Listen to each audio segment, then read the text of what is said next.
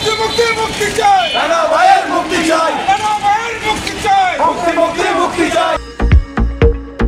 বিএনপির নেতা নাজমুল হক রানার মুক্তির দাবিতে বন্দরে বিক্ষোভ মিছিল।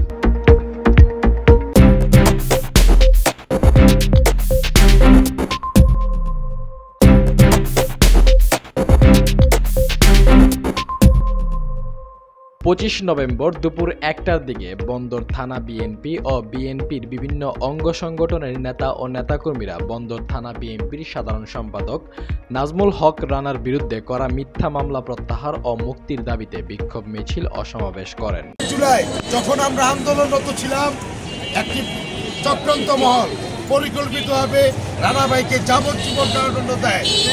এই মামলা সম্বন্ধে আমি একটু বলতে চাই, এর আগে 3 বার চার্জশিট থেকে তার নাম প্রত্যাহার করে, পরবর্তীতে কোন সময় এটা আবার তাকে জড়িয়ে এই হত্যা মামলা, ওসমান মামলার দালালেরা এবং বর্তমানে এই দালালরা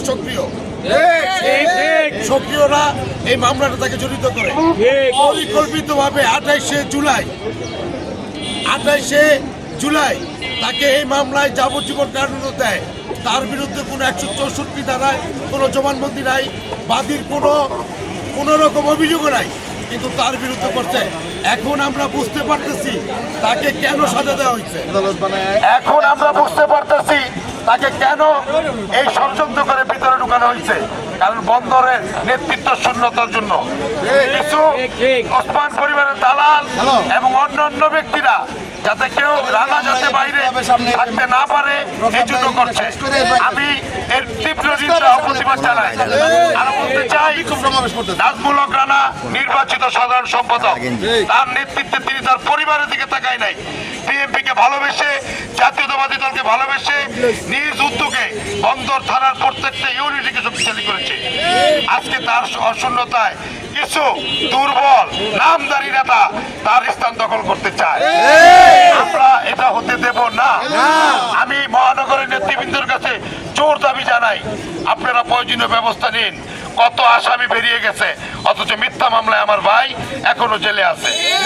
আপনারা যদি ব্যবস্থা না নেন, বন্দর ইউনিটি দুর্বল হয়, এসের জন্য আমরা দায়ী না।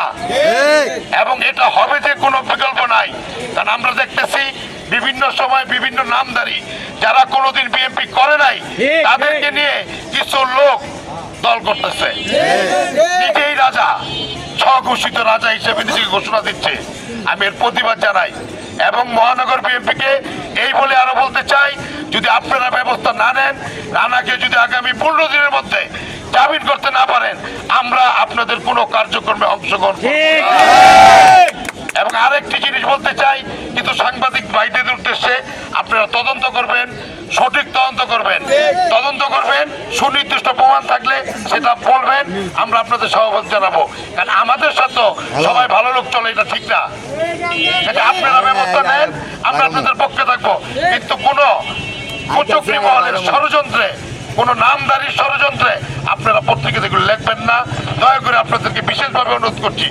বৈষম্য বিরোধী আন্দোলন হয়েছিল অন্যায়ের প্রতিবাদ করার জন্য, মিথ্যাভাবে সংবাদ প্রকাশ করার জন্য না।